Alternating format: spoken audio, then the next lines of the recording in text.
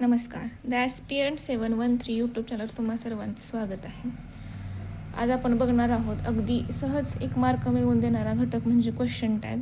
Question टॅगवर कुठलीही सरळ सेवा परीक्षा असेल, आता TET आलेली आहे, त्याचबरोबर लवकरच तलाठीची पण येऊ शकते, नगरपालिकेची पण परीक्षा आहेत, पोलीस भरतीचे पेपर सुरू आहेत. त्याची कुठलीही सरळ सेवा भरती असेल त्याच्यामध्ये हमखास 1 मार्कासाठी ह्या घटकावर प्रश्न येतो आणि MPSCच्या मेन्समध्ये पण ह्याच्यावरती एक प्रश्न असतो. म्हणजे 1 मार्क मिळवून देणारा हा अगदी सोपा असा घटक आहे. त्याचे काही बेसिक नियम आणि काही छोट्या गोष्टी कळताना क्वेश्चन टॅग लगेच समजून जातो. अगदी 15-20 मिनिटामध्ये समजून जातो आणि कायम लक्षात राहतो असा आहे क्वेश्चन टॅग. चला तर आपण बघूया क्वेश्चन टॅग. क्वेश्चन टॅग म्हणजे काय ते आधी आपण बघूया. दिलेल्या विधानाला त्या विधानाच्या मदतीने त्याच्या खरे खोटेपणाची पडताळणी पाहण्यासाठी जो संक्षिप्त प्रश्न जोडतात त्यालाच पृष्ठ प्रश्न म्हणजेच क्वेश्चन टॅग म्हणतात. आपण उदाहरण बघूया. It is a true. आता हे विधानार्थी, हे वाक्य होकारार्थी, ह्याला आपण नकारार्थी कसं करायचं? It is true, isn't it.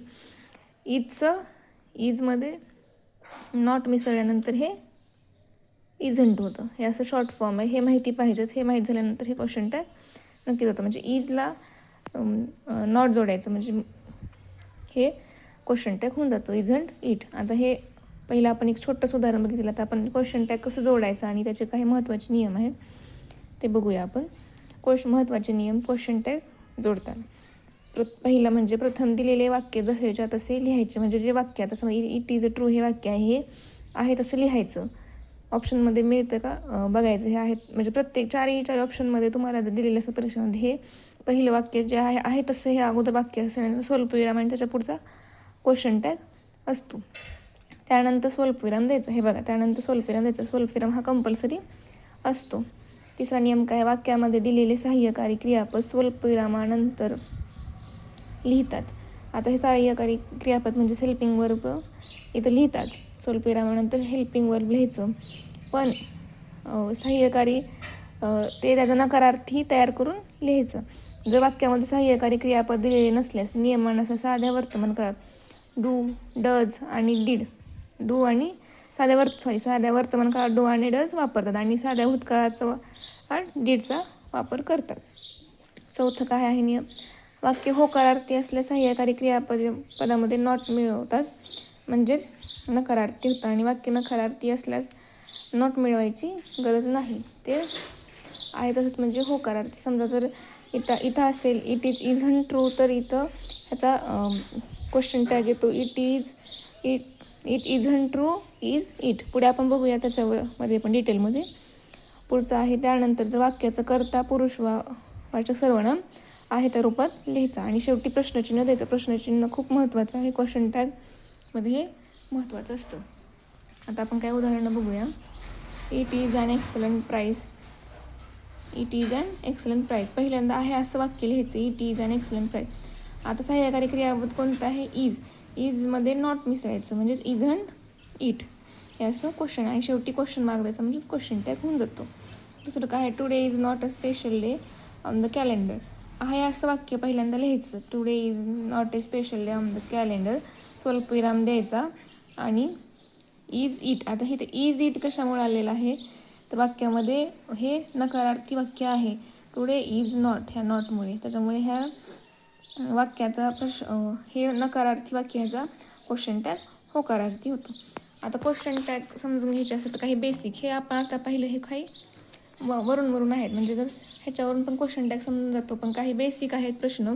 परीक्षेला असे साधे आपण आता पहिले असे प्रश्न विचारत नाहीत, खूप डिटेलिंगमध्ये प्रश्न विचारतात. कसे विचारतात ते आपण बघूया. त्याचे काही महत्त्वाचे नियम आहेत, कशा प्रकारचे प्रश्न विचारतात. एकदम कॉम्प्लिकेटेड क्वेश्चन विचारतात. पहिला नियम काय आहे? क्वेश्चन टॅग विधानाला जोडून येतो. आता आपण बघितलं असेल क्वेश्चन टॅग हा विधानाला जोडून आलेला आहे. जर वाक्य म्हणजेच विधान हे होकारार्थी असल्यास क्वेश्चन टॅग नकारार्थी होतो. म्हणजेच बघा उदाहरणार्थ काय? इट इज अ वंडरफुल म्हणजे it's a wonderful, it's wonderful, isn't it. कळालं? हे इट्स म्हणजे इट इज असतं. त्यानंतर तिसरं वाक्य काय?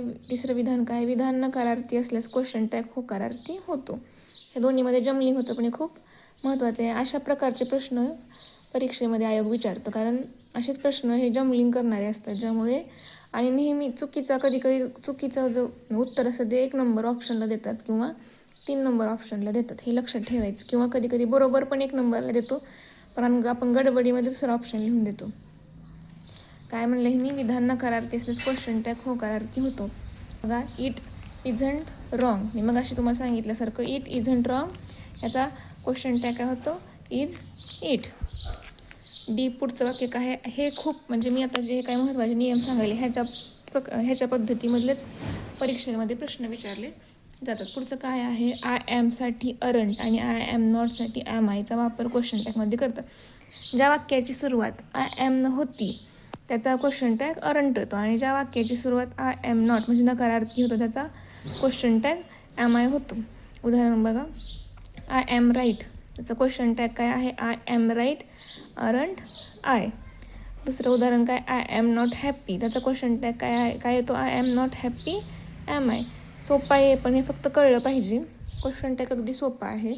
काही जण असतात ते खूप म्हणजे म्हणतात आम्ही खूप अवघड आहे, डिटेलमध्ये सांगतो हेच असतं जे डिटेल मी सांगतो. फक्त ह्याचे उदाहरण असतात जे खूप मोठे जम्बलिंग करून टाकतात, पण एकदम सोपे प्रश्न असतो. छोटेच म्हणजे TETचा असेल परीक्षा, MPSCचा असेल किंवा UPSCचा असेल किंवा कुठल्याही सरळ भरतीच्या परीक्षेमधले प्रश्न बघितले तर अगदी छोटे वाक्य असतात का अशा प्रकारचे, आय ॲम राईट किंवा हे इट इझंट रॉंग, अशा प्रकारचे छोटे वाक्य आयोग प्रश्न विचारतात अशा छोट्या वाक्यांवर. त्याच्यामुळं जास्त काही लोड घ्यायचा नाही, सोपं आहे. छोटे वाक्य समजले की मोठ्या वाक्यांचा पण क्वेश्चन टॅग समजून जातो. पुढचं काय आहे, लेटस या रचनेसाठी शाल्बीचा वापर क्वेश्चन टॅगमध्ये करतात.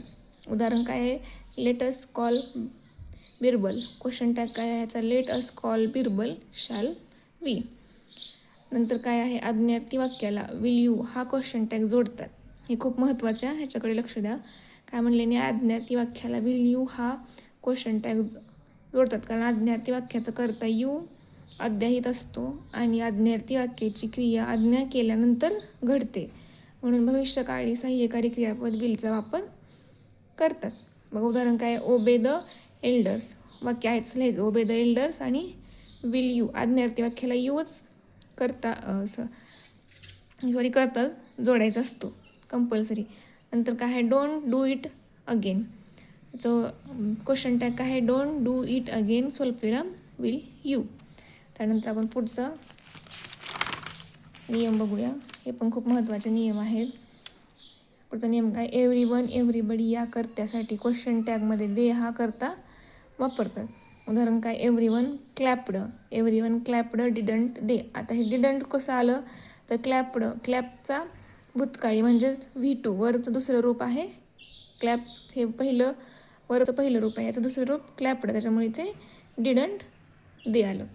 त्यानंतर आणि एव्हरीवन एव्हरीबडी हा कर्त्यासाठी क्वेश्चन ह्याच्यामध्ये करता नाही, याच्यासाठी शेवटी करता कोणता जोडतात, दे हा कर्ता जोडतात. शेवटचा नियम आणि महत्त्वाचा आहे अशा प्रकारचे म्हणजे लास्ट टाईम मी तलाठीचा पेपर दिला होता त्याच्यामध्ये ह्याच्यावरती क्वेश्चन टॅगवरती प्रश्न विचारला होता माझ्या शिफ्टमध्ये, आणि माझ्या फ्रेंड होती मैत्रीण, तिच्या पण शिफ्टमध्ये ह्याच नियमावर प्रश्न विचारला होता. खूप महत्त्वाचा आहे, लक्षात राहत नाही, लक्षात ठेवा.